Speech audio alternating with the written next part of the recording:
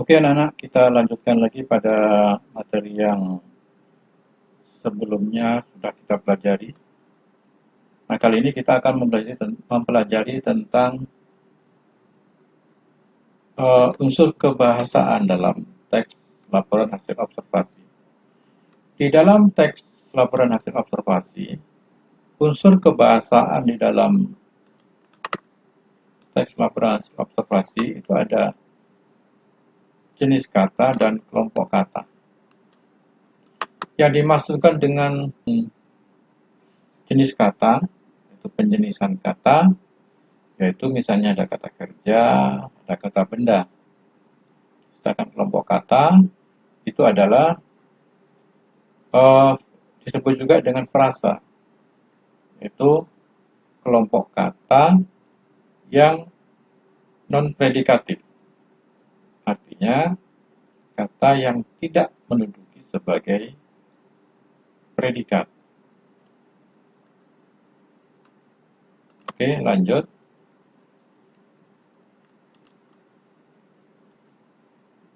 Untuk memahami hal tersebut, kamu harus mengetahui perbedaan antara kata dan frasa. Kata berbentuk morfem atau morfem bebas, yaitu satuan bahasa terkecil yang dapat memiliki arti maupun tidak. Jadi sekali lagi, kata itu berbentuk morfem atau morfem bebas, yaitu satuan bahasa terkecil. Sedangkan frasa yaitu merupakan gabungan beberapa unsur, namun tidak melebihi batas dan fungsinya. Artinya, sekalipun terdiri atas beberapa unsur, namun hanya memiliki satu fungsi dalam sebuah kalimat. Selain itu, frasa merupakan kelompok kata yang non-predikatif atau tidak menduduki subjek dan predikat.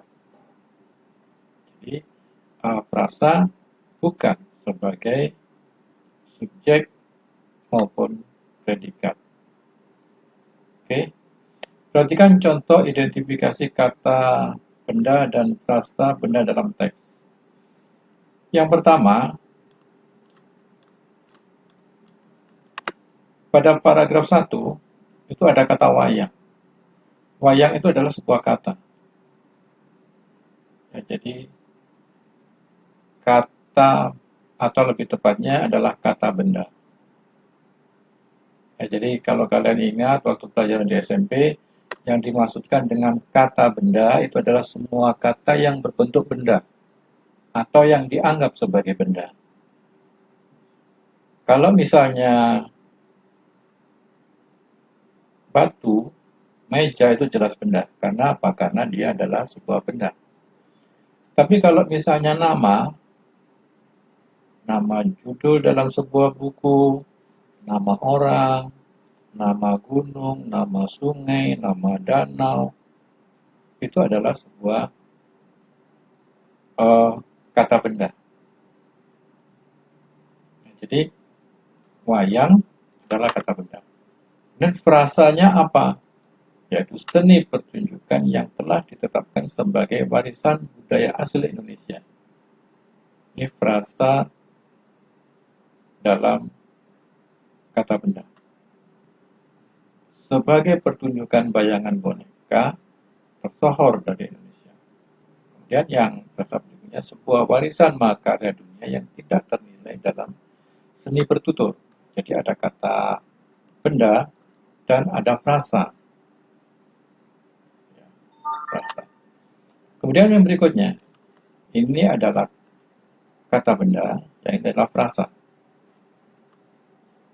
Jadi yang dimaksudkan dengan frasa itu adalah gabungan dari kata-kata tetapi tidak melampaui batas dan fungsinya. Jadi non-predikatif, jadi tidak sebagai subjek maupun tidak sebagai predikat. Oke. Paragraf pertama, yang merupakan kata kerja. Kata kata adalah, menetapkan, disesuaikan, dibuat. Dan frasanya itu cuma ada satu, sudah membagi.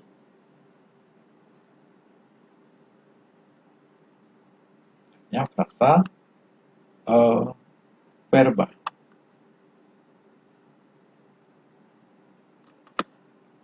Berdasarkan analisis kata dan frasa dapat dinyatakan bahwa pada paragraf pertama, teks di atas banyak digunakan frasa nomina. Jadi memang banyak frasa nominanya, frasa kata benda. Oke. Sementara untuk frasa verba pada paragraf pertama, teks di atas hanya ada satu, sedangkan yang lainnya berupa kata. Dengan demikian, nomina yang berfungsi sebagai subjek dan objek pada paragraf pertama, teks di atas banyak menggunakan frasa, sedangkan predikat banyak menggunakan kata. Jadi pada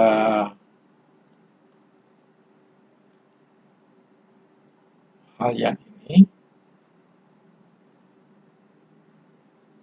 nomina berfungsi sebagai subjek atau objek pada paragraf pertama. Sebagai subjek dan objek pada paragraf pertama banyak menggunakan frasa, sedangkan predikat hanya menggunakan kata. Oke, kita lanjutkan mengenai afiksasi. Dalam kegiatan berbahasa, kata yang digunakan dapat berupa kata dasar atau kata bentukan. Kata dasar atau kata bentukan artinya apa?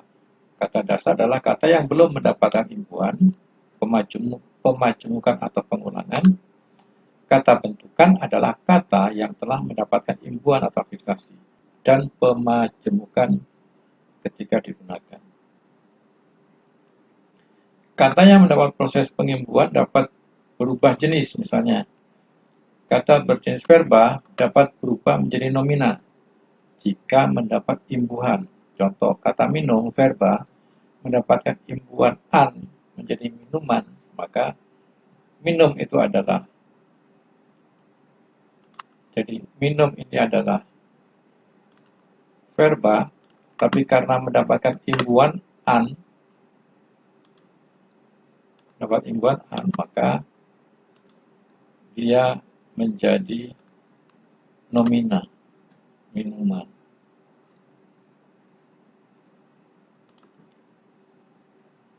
Oke. Suatu kata dasar dapat berubah menjadi verba jika mendapatkan imbuhan menasal dan ber, kemudian di, me atau men, be atau ber, di, bahkan terkadang ter dan kean. Contoh, kata perimbuhan, ada kata perimbuhan disebut. Berarti ini sudah mendapat imbuhan, jenisnya verba, imbuhannya di, kata dasarnya sebut. Kemudian, menakutkan, jenisnya verba, mendapatkan imbuhan menasalkan, kata dasarnya takut. Jadi, menasalkan artinya berubah dari huruf N dari kata takut. Jadi kata takut ini berubah menjadi N, menakutkan. Contoh lagi, misalnya kemampuan itu nomina, imbuhannya ke an, kata dasarnya mampu. Kemudian getaran itu jenisnya nomina, imbuhannya an, kata dasarnya getar. Menyusui verba, dia kata kerja, mendapatkan imbuhan menasal i, kata dasarnya susu. Menyusui, sekali lagi, menasal itu adalah huruf S itu berubah menjadi NY. Disebut dengan menasab. Contohnya berasal verba, kemudian mendapatkan imbuhan be, kemudian kata dasarnya asal, menjadi berasal, bukan berasal tapi berasal. Itu adalah kata kerja, dan seterusnya. Oke, mungkin ada pertanyaan dari sini.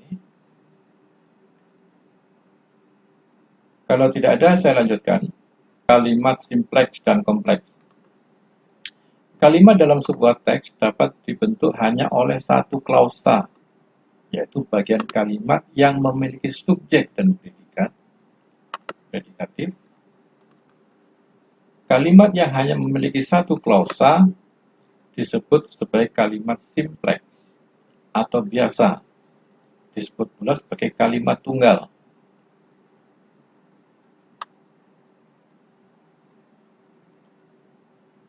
Berikut adalah contoh kalimat simpleks dengan bermacam pola. Ada beragam jenis topeng di museum ini. Ada itu predikat. Beragam jenis topeng itu adalah subjek. Sebenarnya subjeknya itu adalah topeng saja. Tetapi karena ada kalimat penyertanya ini, maka ini diikutkan. Beragam jenis topeng di museum ini. Itu adalah sebuah keterangan. Keterangannya apa? Di museum. Kata di dan ini adalah penyerta. Contoh yang lain misalnya. Kelelawar merupakan hewan unik. Kelelawar sebagai subjek, ini adalah kata benda. Merupakan adalah predikat, karena kata kerja. Hewan unik pelengkap.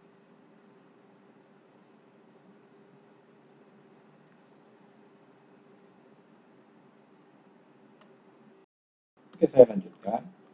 UNESCO itu sebuah frasa.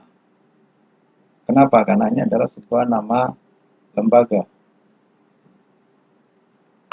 yaitu lembaga yang mengurusi kebudayaan di dalam sebuah badan PBB. Nah, kemudian frasanya apa? Lembaga yang mengurusi kebudayaan dari PBB. Kemudian ada kata Wali Songo, ada kata penyebar agama Islam di Pulau Jawa, ada wayang kulit, ada wayang wong atau wayang orang, dan sebagainya. Ini adalah kata benda, yang adalah frasa.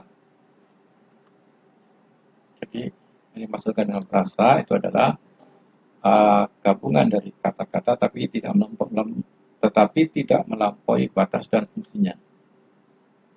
Jadi non predikatif, jadi tidak sebagai subjek maupun tidak sebagai predikat. Oke. Nah, kemudian yang berikutnya yaitu frasa yaitu paragraf kedua, paragraf pertama yang merupakan kata kerja. Pada kata adalah, menetapkan, disesuaikan, dibuat. Dan frasanya itu cuma ada satu, sudah membagi.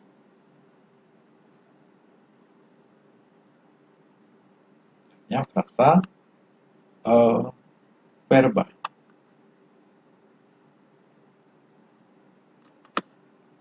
Berdasarkan analisis kata dan frasa dapat dinyatakan bahwa pada paragraf pertama, teks di atas banyak digunakan frasa nomina.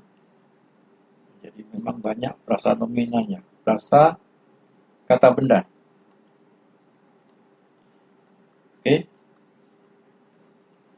Sementara untuk frasa verba pada paragraf pertama, teks di atas hanya ada satu.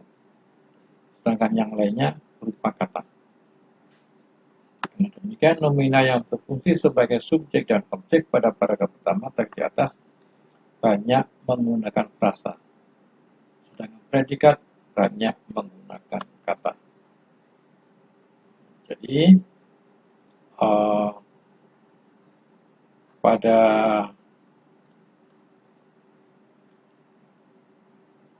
hal yang ini, nomina berfungsi sebagai subjek atau objek pada paragraf pertama.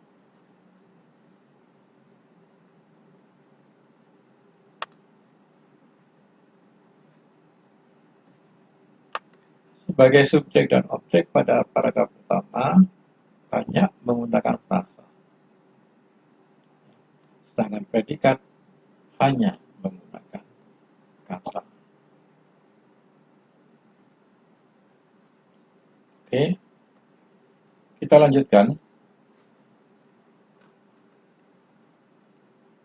mengenai afiksasi. Dalam kegiatan berbahasa, kata yang digunakan dapat berupa kata dasar atau kata bentukan. Kata dasar atau kata bentukan artinya apa? Kata dasar adalah kata yang belum mendapatkan imbuhan, pemajemukan atau pengulangan. Kata bentukan adalah kata yang telah mendapatkan imbuhan atau afiksasi, pengulangan, reduplikasi, dan pemajemukan ketika digunakan. Kata yang mendapat proses pengimbuhan dapat berubah jenis, misalnya kata berjenis verba dapat berubah menjadi nomina jika mendapat imbuhan. Contoh, kata minum, verba, mendapatkan imbuhan an menjadi minuman, maka minum itu adalah, jadi minum ini adalah verba, tapi karena mendapatkan imbuhan an, maka dia menjadi nomina, minuman.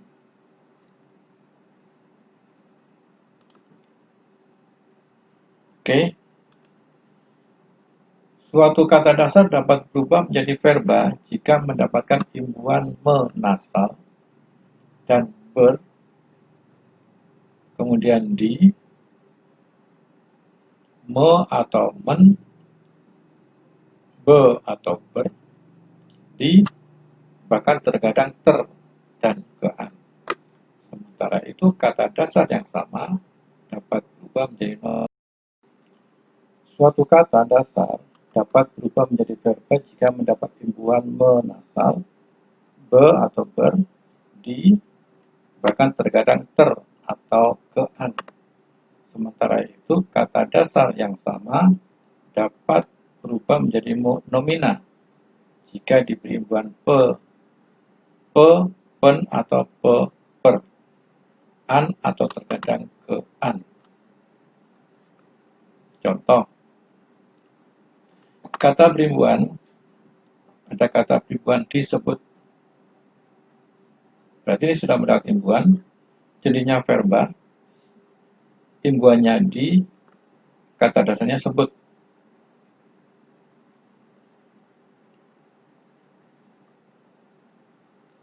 Kemudian menakutkan, jenisnya verba, mendapatkan imbuhan menasalkan, kata dasarnya takut. Jadi menasalkan artinya berubah dari huruf N dari kata takut. Jadi kata takut ini berubah menjadi N, menakutkan. Contoh lagi, misalnya kemampuan itu nomina, imbuhannya ke an, kata dasarnya mampu. Kemudian getaran itu jenisnya nomina, imbuhannya an, kata dasarnya getar.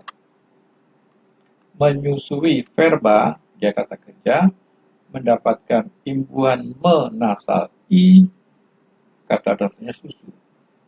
Menyusui, sekali lagi, menasal itu adalah huruf S, itu berubah menjadi NY. Disebut dengan menasal. Contohnya berasal, verba, kemudian mendapatkan imbuhan be, kemudian kata dasarnya asal, menjadi berasal, bukan berasal tapi berasal. Itu adalah kata kerja, dan seterusnya. Oke, mungkin ada pertanyaan dari sini. Kalau tidak ada, saya lanjutkan.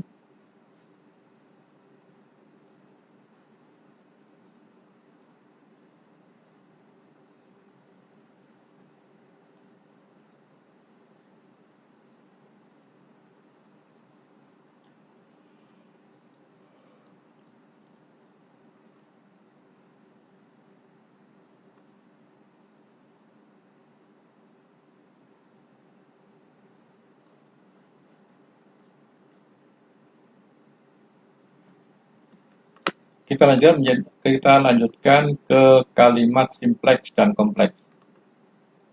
Kalimat dalam sebuah teks dapat dibentuk hanya oleh satu klausa, yaitu bagian kalimat yang memiliki subjek dan predikat, predikatif. Kalimat yang hanya memiliki satu klausa disebut sebagai kalimat simpleks, atau biasa disebut pula sebagai kalimat tunggal.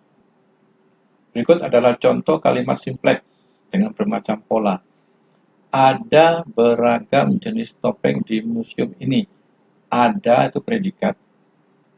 Beragam jenis topeng itu adalah subjek. Sebenarnya subjeknya itu adalah topeng saja. Tetapi karena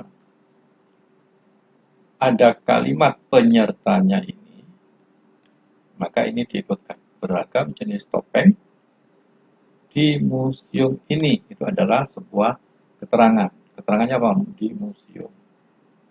Kata di dan ini adalah penyerta. Contoh yang lain misalnya. Kelelawar merupakan hewan unik. Kelelawar sebagai subjek, ini adalah kata benda. Merupakan adalah predikat karena kata kerja. Hewan unik pelengkap